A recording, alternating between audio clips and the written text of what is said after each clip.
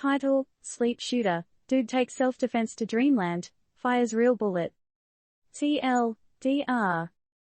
62-year-old Mark M. Dakara had a rude awakening after accidentally shooting himself in the leg while dreaming about an intruder. Dakara, who had a revoked firearm owner's ID card, was charged with reckless discharge of a firearm and possession of a firearm without a valid ID. Who said dreams can't hurt, right? Full story.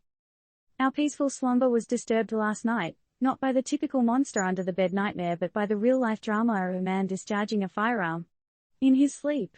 This incident leaves us with an important question: are we taking the whole self-defense thing a bit too far?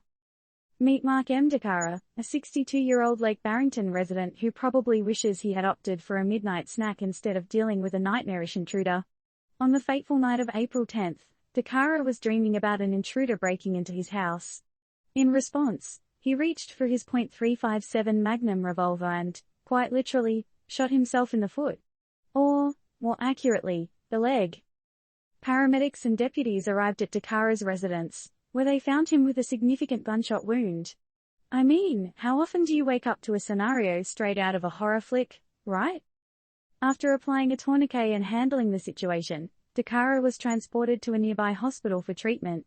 A sigh of relief. No neighbors were harmed due to the firearm discharge, as the bullet lodged itself in Dakara's bedding after going through his leg.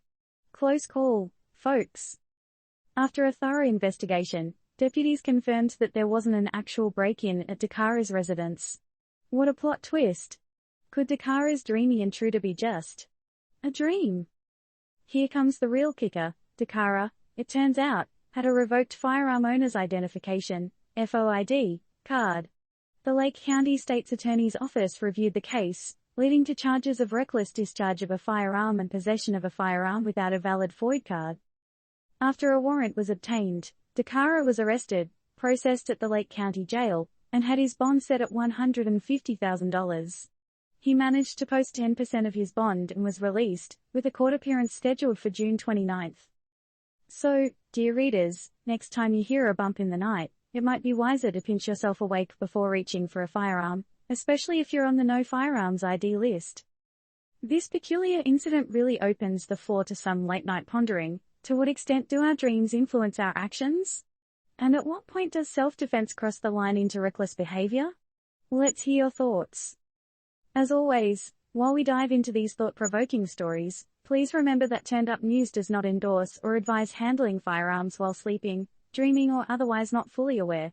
This story is intended to inform and generate discussion, not to provide legal or safety advice. Stay safe out there, peeps. So, let's end with a thought that's been bugging me. If dreams can trigger such real-world reactions, what else are we capable of doing while lost in dreamland? Could we see more cases like this in the future?